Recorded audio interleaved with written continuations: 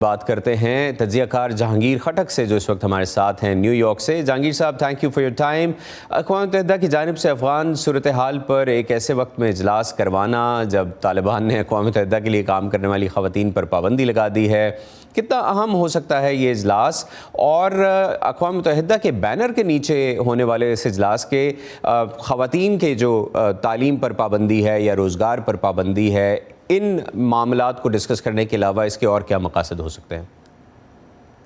بہت شکریہ عاطف صاحب۔ دیکھیے، اجلاس کی اہمیت کئی حوالوں سے بہت زیادہ ہے۔ یہ بات درست ہے کہ امریکہ نے بھی اس پر کافی اعتراض اٹھایا ہے کہ یہ اس اجلاس کو ایسا اجلاس نہ سمجھا جائے کہ جہاں پر طالبان کی حکومت کو باضابطہ طور پر ریکگنائز کیا جائے گا، بلکہ یونائٹڈ نیشنز نے جب امریکہ نے اس پر اعتراض اٹھایا تو یونائٹڈ نیشنز کی طرف سے کم از کم 2 مرتبہ کلیریفیکیشنز آ چکی ہیں کہ وہ کہہ رہے ہیں کہ جناب یہ صرف اور صرف وہاں پر بات چیت ہوگی کہ آخر آگے کیا جائے کیا کیا جائے، کیونکہ افغانستان میں دیکھیے اس وقت دنیا کے لیے 3 بڑے سوال ہیں۔ ایک تو ہے وہاں پر human rights violations, girl rights, women rights, جو آپ نے اس کا ذکر بھی کیا۔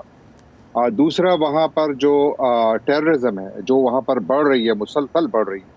اور پھر تیسرا ہیومینیٹیرین کرائسس، جس کا آپ نے ذکر کیا ہے کہ یو این ورکرز کا خواتین ورکرز پر طالبان نے پابندی لگا دی ہے، اس کی وجہ سے جو ایڈ ڈیلیوری ہے اس پہ کافی مشکلات پیش آ رہی ہیں، بلکہ یو این نے تو اس حد تک وارننگ دی ہے کہ ہم یہاں سے اپنا جو آپریشن ہے اس کو ہم روک لیں گے اگر آپ نے یہ پابندی جاری رکھی۔ یہ 3 بڑے سوال ہیں جس پر کہ بات چیت ہو رہی ہے۔ اب تک دنیا نے جو کچھ کیا ہے، یعنی طالبان سے دیکھیے جب یہ حکومت میں آئے تھے، دوحہ ایگریمنٹ میں بھی اس کا ذکر کہ آپ نے جو انسانی حقوق ہے ان کا خیال رکھنا ہے، خواتین بچوں کے حقوق کا خیال رکھنا ہے، تعلیم کا جو ان کا حق ہے وہ ان کو دیا جائے گا، ایک انکلوسیو گورنمنٹ بنائیں گے آپ، اور افغان ٹیریٹری کو آپ دہشت گردی کے لیے استعمال نہیں کریں گے۔ گزشتہ دنوں میں اگر آپ پچھلے 4 ہفتوں میں دیکھیے تو خبریں کیا آ رہی ہیں۔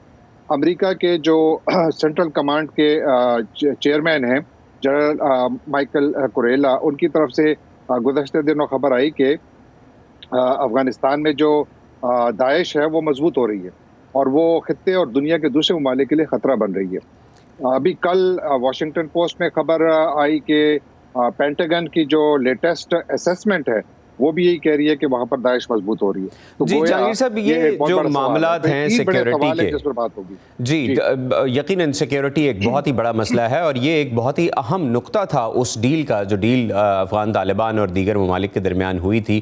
اور جیسے آپ نے ابھی کہا کہ طالبان کوئی بھی وعدہ پورا نہیں کر پا رہے، خاص طور پر انسانی حقوق کا، خواتین کی تعلیم اور روزگار کا۔ اور اگر دیکھا جائے تو طالبان ابھی تک اس ساری چیز سے انکار ہی کرتے آئے ہیں۔ وہ کہتے آئے ہیں کہ ہم یہ فیصلہ اس وقت لیں گے جب ہمیں لگے گا کہ وقت آ چکا ہے کہ یہ چیزیں ان میں ریلیکسیشنز دی جائیں۔ اور ان تمام ہی چیزوں پہ، چاہے وہ سیکیورٹی ہے، چاہے وہ انسانی حقوق ہیں، چاہے وہ تعلیم اور روزگار کے مسائل ہیں، خواتین کے حقوق ہیں، روس، چین اور امریکہ کا موقف قدرے ایک ہی جیسا ہے۔ ان کے مطالبوں میں خواتین پر پابندی جو لگائی گئی ہے اور جو دہشت گردی کا بھی آپ نے ذکر کیا ہے، آپ کو کیا لگتا ہے کہ یہ تمام طاقتیں افغان طالبان کے حوالے سے کیا اپنے اسی موقف پر اب بھی قائم رہ سکیں گی؟ میں نے جس طرح عرض کیا کہ 3 بڑے سوال ہیں اور تینوں کا تعلق براہ راست ظاہر ہے طالبان کی حکومت اسی سے ہے۔ اثر امریکہ، روس، چین، پاکستان، ایران اور خطے کے دوسرے ممالک اور دنیا کی بڑی دوسری طاقتیں ہیں، تمام کے پاس کافی مشکل چوائسز ہیں یہاں پر۔ کیا وہ طالبان کے ساتھ مکمل روابط کاٹ دیں؟ دیکھیے اس وقت بھی طالبان کے 40 اعلیٰ ترین جو لیڈران ہیں ان کے نام اقوام متحدہ کی کالی فہرست میں ہیں، بلیک لسٹ میں ہیں۔ وہ صرف 13 افراد کو اجازت دی گئی ہے کہ وہ انٹرنیشنل ٹریول کر سکتے ہیں۔ تو پابندیاں تو ان پر ہیں، پابندیاں تو مسلسل چل رہی ہیں، لیکن کیا اس کا کچھ نتیجہ نکلا ہے؟ تو اب تک جو نتیجہ نکلا ہے وہ کافی محدود ہے۔ اب عید میں خبریں یہ آئیں کہ طالبان کے جو سربراہ ہیں، ان کے جو روحانی لیڈر سمجھے جاتے ہیں ملا ہیبت اللہ، ان کی جانب سے ان کے ساتھ ایک بیان جو ہے وہ اٹیچ کیا گیا ہے، منسوب کیا گیا ہے کہ میرے اگر کوئی غیر شرعی اقدامات ہوں تو آپ ان کو بے شک نہ مانیں۔